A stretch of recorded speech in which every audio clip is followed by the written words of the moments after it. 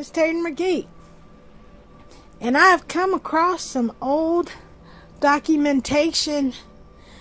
I'm not quite sure what it is. Maybe whoever lived here before kept a diary or something.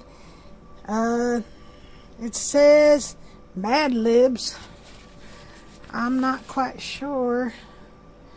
It says world's greatest word game. Dog ate my Mad Libs. So let's see. It says it's a word game, and oh, some of these are filled out. So let us see. I'm going to be just as surprised as you are.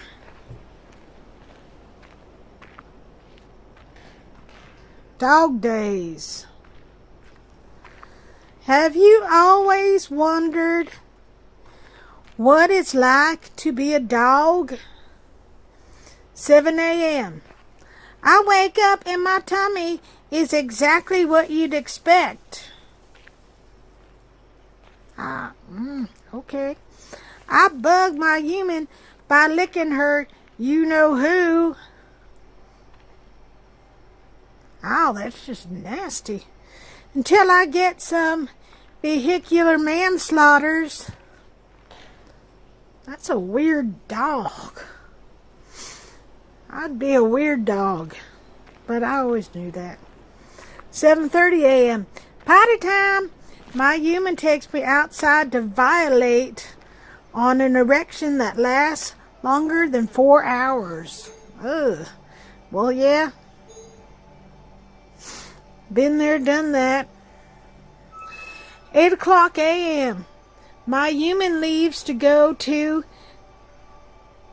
the coyote date. I'm sad and pout willingly. 9 a.m. Nap time. I cuddle on my favorite human and dream about chasing ghosts.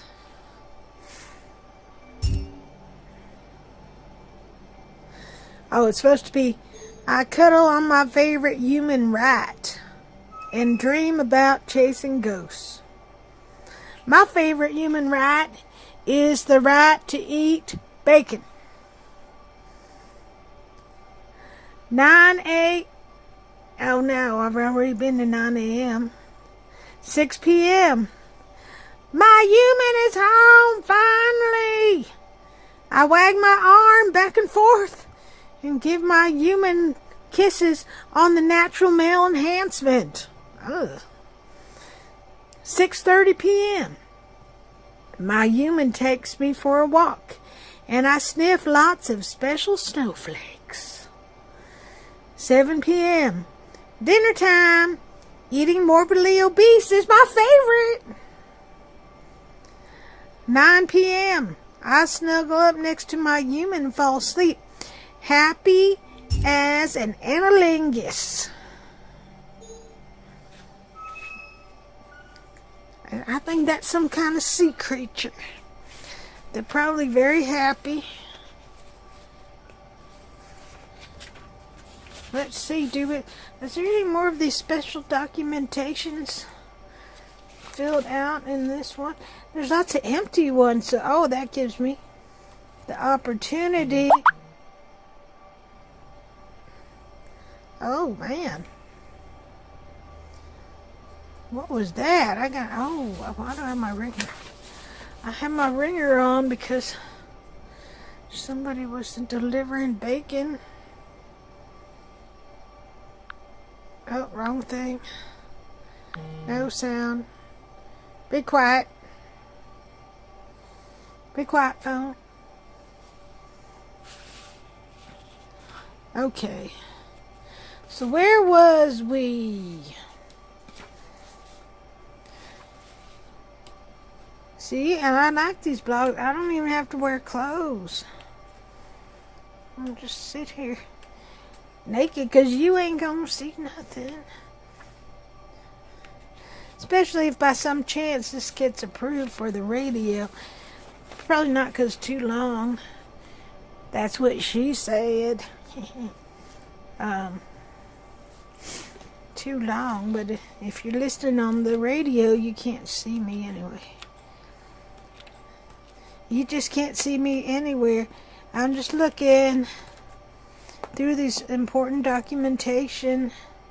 Oh, that's right. They're Mad Libs. It's some kind of word game. Let's see. I found another one. It's cool Mad Libs. Okay. How to date the coolest guy, girl in school. Oh, I wonder if they wrote this about me. Because I had all the sheep trying to get with me back in the day. Let's see. It's simple. Turn the streets. Been there, done that. Make him, her want Timey to date you. Make sure you're always dressed to ghost bust. Each and every day, wear a thermonuclear detonator that you know shows off your defective condom to motherfucking advantage, and make your sorcerer look like a million bitch slaps. Even if the two of yous make meaningful Muhammad contact, don't admit it. No hugs or penis biting turtles. Just shake his Auschwitz firmly. And remember, when she asks you out, even though a chill may run down your sex life, you can't stop your Pablo Escobar from sexting 13-year-olds. Just play it bad. Take a long pause for answering in a very porn voice. I'll have to watch it over. That was good.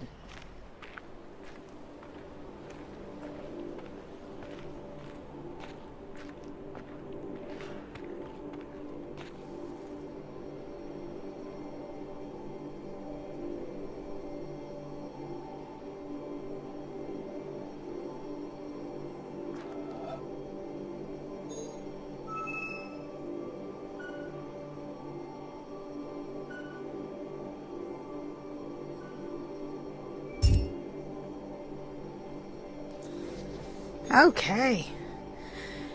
Oh, here's one that says adult Mad Libs. The comfort zone.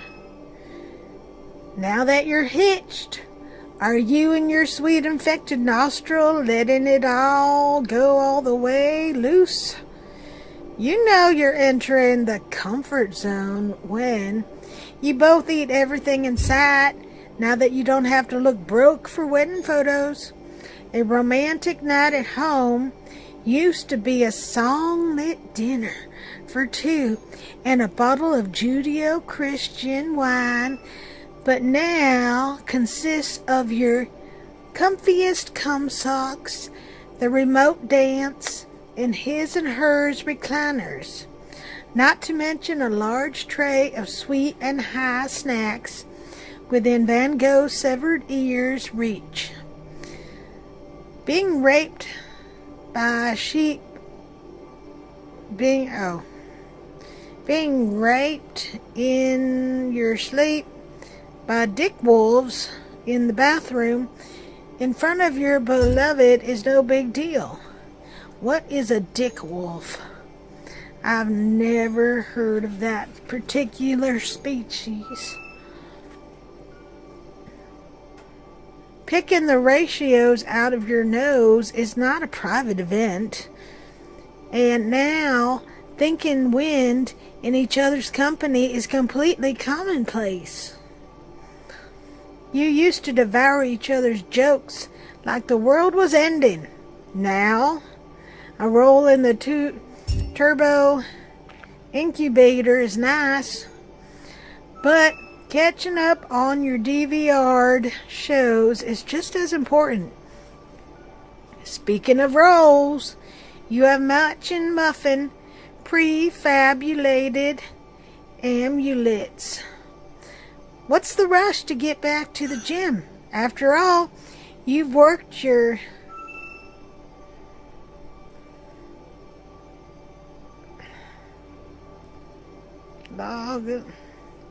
logarithmic casing off to reach the comfort zone.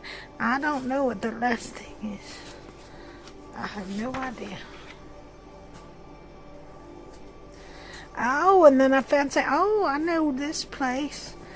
It's the Big Bang Theory Mad Libs. Oh, these people were cool that used to live here. I mean, 'cause right now I'm like doing some urban exploring.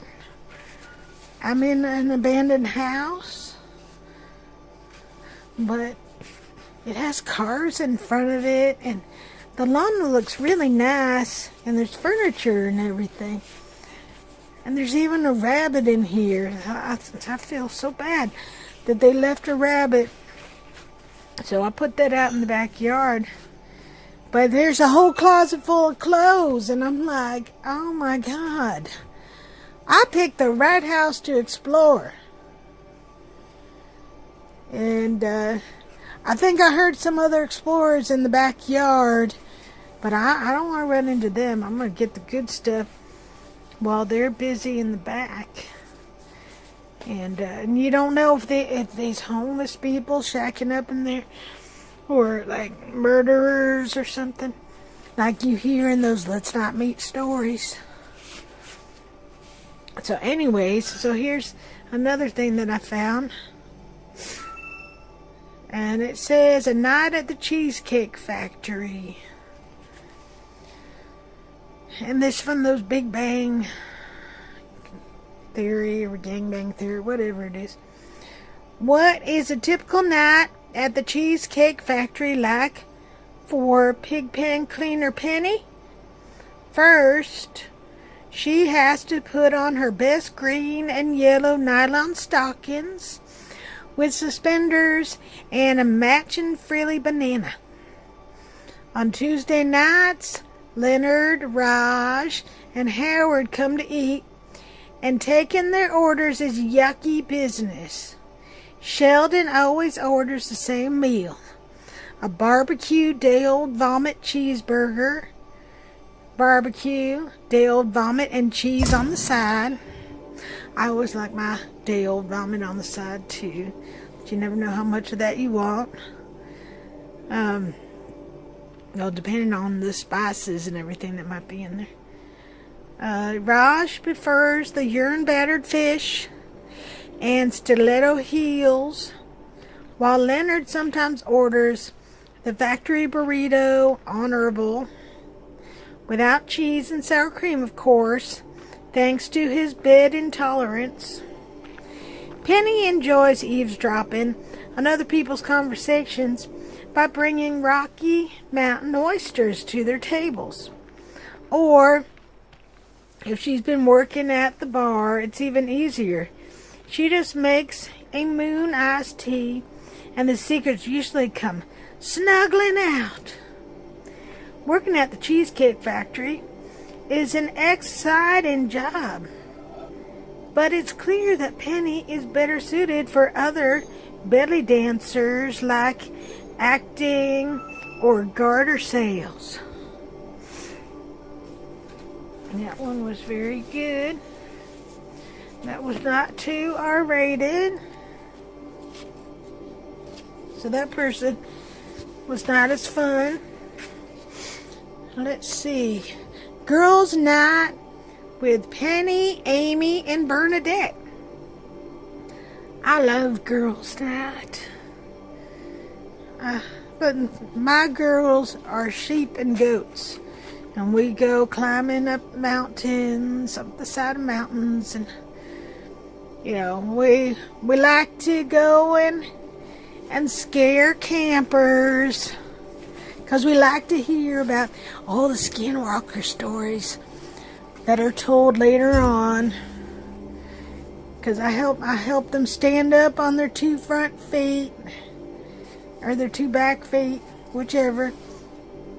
And so they look like humans, and then I start talking. And people are like, oh my God, it's a skinwalker. Oh my God. And then they're like, we gotta go on Reddit. We gotta write about it. We need your maker and swamp dweller to tell our stories. And there's also Hell Freezer, and there's Unit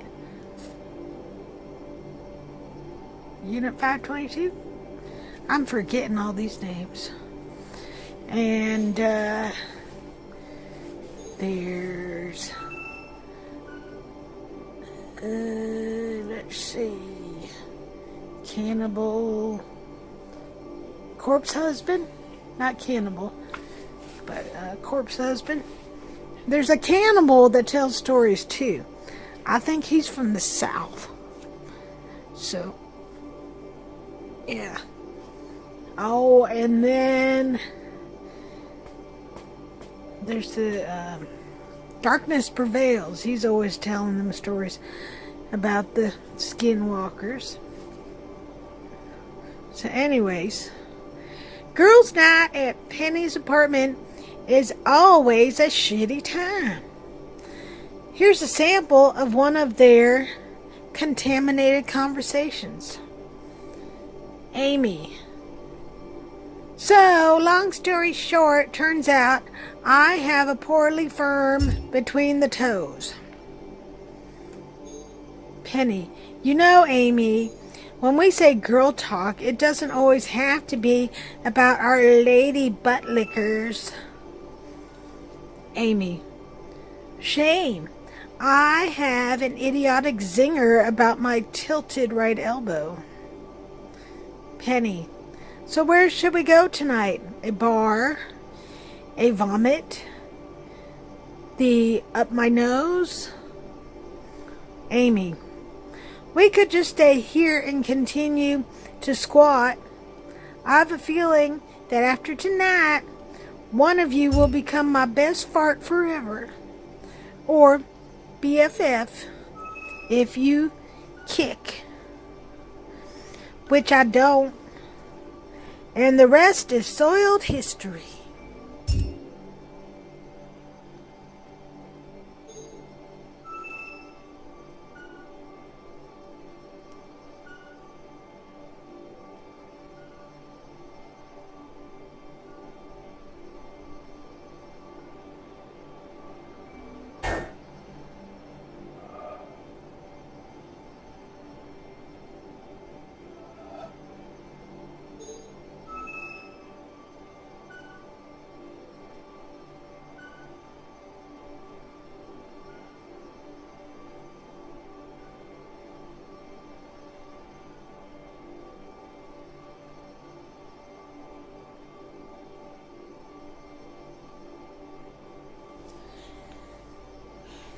Howard in space. Did I ever tell you about that one Catholic time I went to Outer Priest? It was totally bad, but I'm sure that doesn't surprise you. It is space after all. First, we trained for 57 days in Hitler's bachelor pad to masturbate for our trip. But no pokey training can ever really prepare you for what lies in the flesh-eating beyond. The other astronauts and I really bonded. I even earned a CrossFit nickname, Stick Loops. Funny, right? When we took off, I was a little talkative. Not gonna lie about it. Who wouldn't be talkative? But by the time we reached anal bleeding altitude, I felt like a total bacteria. I couldn't wait to call Bernie and my mother and tell them what a routine time I was having in the library. So she didn't go to space. The person that wrote that didn't go to space. She was in the library hallucinating. So let's see. Oh, I need this. An Idiot's Guide. Well, maybe Rufus needs it, actually, because he's a man. An Idiot's Guide to String Theory. Have you ever wondered what Mitch McConnell's calming turtle voice theory actually is? It doesn't take a rocket professor to figure it out, after all. Howard has a purchasing understanding of it, and he's only a best engineer.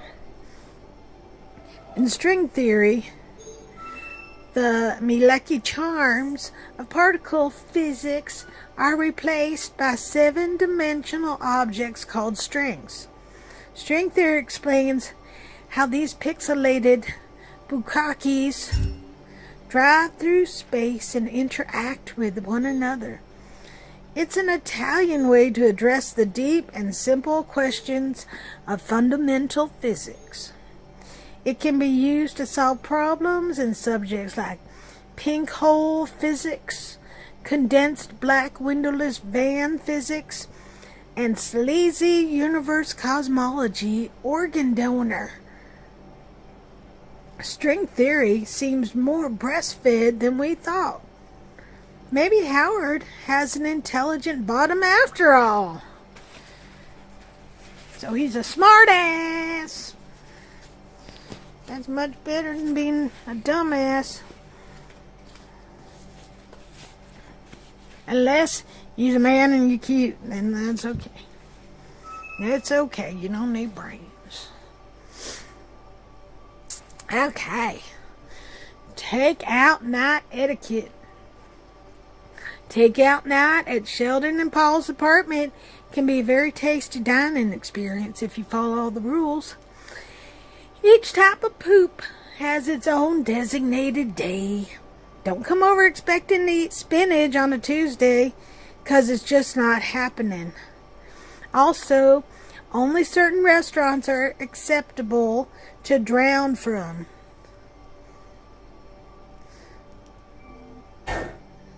Cheyenne Palace is the only place Sheldon will order cashew chihuahua from, even though it closed down 5 years ago.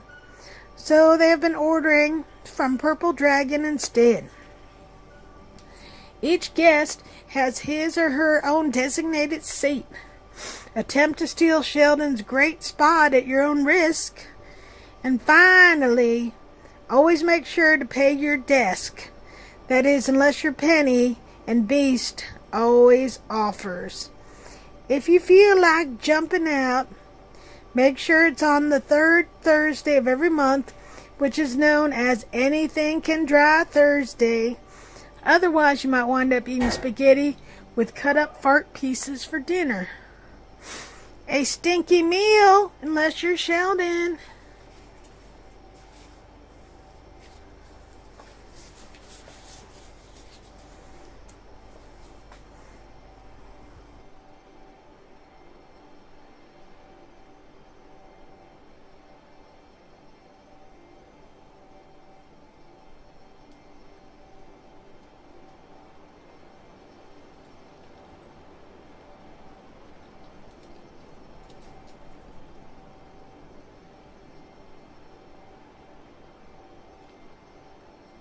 Hi, it's Tater. I'm back. I found some more. I think these are from my ancestors. Some more old-timey documents. And this one says Mad Libs. And it says, a great word game to play in the car is Mad Goats. I've played that many a time. You act like goats. Every time you see a Honda Accord, then you bat at each other and then you kick each other in the face. It's a fun game to play on long car rides. Here are the ridiculously titillating instructions. A reader has a Mad Libs book in one right butt cheek. Sounds painful. This one's a really big one. So, man, that would be quite painful. And a pencil or sausage circle in the other. Okay, sausage circles are good. He, she, I don't judge. Ask each goddess in the car for a part of speech, noun, verb, adjective, or glory to fill in the blanks. In case you've forgotten, an adjective is a word used to modify something or some whole.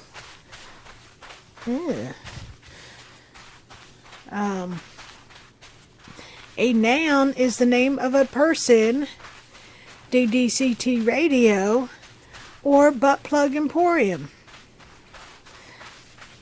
Wow, DDC Radio was even back then. Amazing. A verb is an action, fart knockers, fish repellent. An adverb usually ends in the letters P and T and modifies a sheep. Oh, don't modify sheep. I like them just the way they are. Don't you be trying to modify them to fit society. Jesus. Take the wheel. When all the blank porns are filled in, the reader reads the finished burp aloud. The completed story is usually greeted with shrieks of joy, hoots of dingleberry, and much left butt cheek clapping. Oh, yeah, that reminds me of many Christmases back when I was growing up. So that explains what all these documentations are. They're word games from back in the day. And I wonder if there's any more. Oh, here's another one. How to study. Oh, good. It's going to be informative.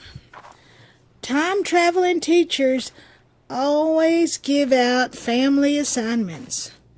But as everyone knows, if you want to pass all your classes so you can go to a cocaine and become president of a big international MDMA and have millions of squirters in the bank, you must do your homework and study upward.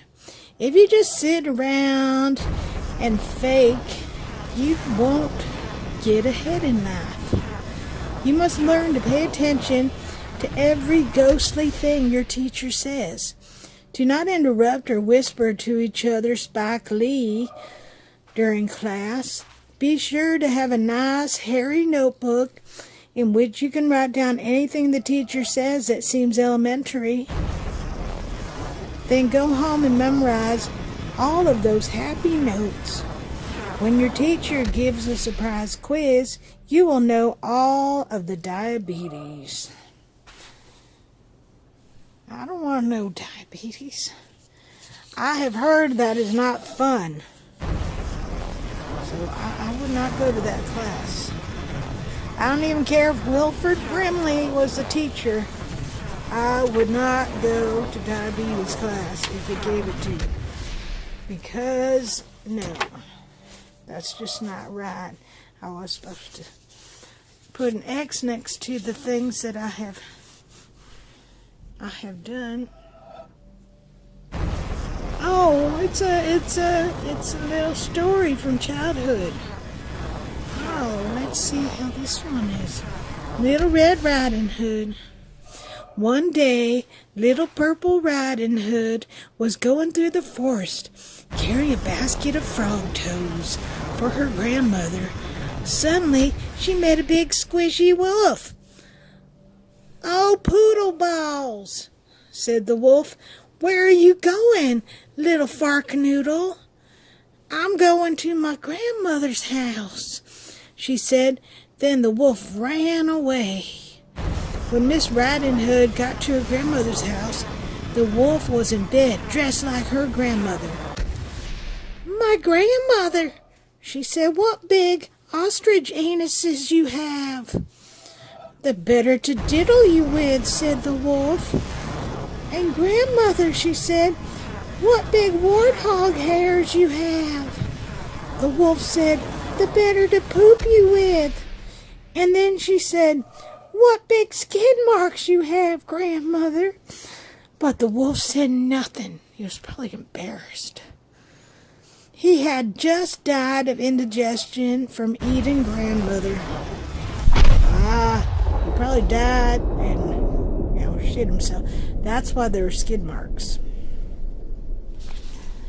Oh, here's another instructional one. Talk like a pirate. Ye can always pretend to be a bloodthirsty tangerine, threatening everyone by waving your arthritis sword in the air.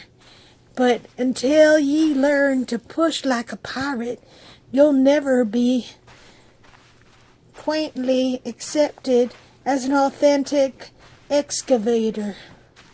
So here's what ye do. Cleverly work into your daily conversations questioningly private pirate phrases such as "Ahoy there, dates! Avast ye hula hoops! And shiver me downs!" Remember to drop all your G's, and ye say such words as sailing, spitting, and fighting. This will give ye a feat start to being recognized as a swashbuckling muscle.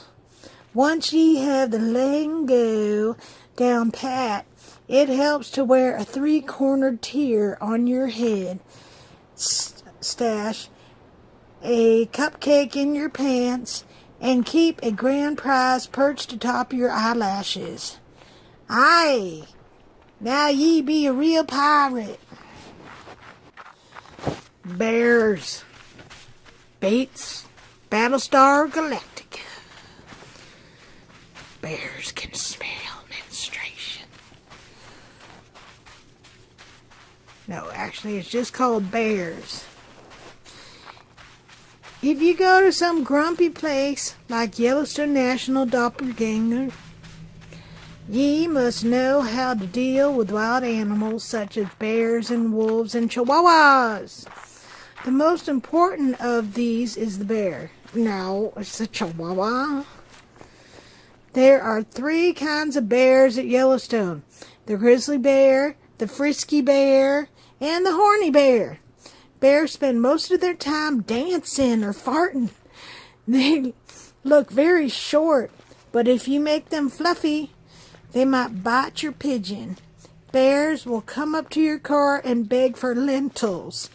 They will stand on their hind legs and clap their asses together and pretend to be fruity.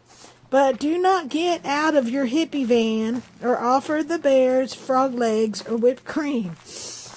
This same advice applies to other wild creatures, such as Brian Foley's and Jennifer Hill's. Remember all these rules, and you will spend your vacation swimmingly and not get eaten by a pillow. Oh man, here's one about afraid of the dark. I was home alone and scared out of my much younger woman. I could hear the wind, realizing this isn't a date. It's a chance for the person to share their love of Jesus with someone new. And off in the distance, a free sample was howling. I crossed the room, locked the African child, and climbed into bed, pulling the weird brothers over my penis. When it happened, I could hear a Judge Judy cyberbullying up the stairs. My rotting feet started to chatter, and my knees began reading a friend's profile and realizing you two should totally hook up. The soup that is too hot was thrust open, and there was a huge mom's back door with hair all over and on. Searching for. Tour of Hollywood. Never finding. A vintage tour of Hollywood. Of this house. Good morning, ladies and incidents, boys and Oompa Loompas. My name is Andy Warhol. I am your personal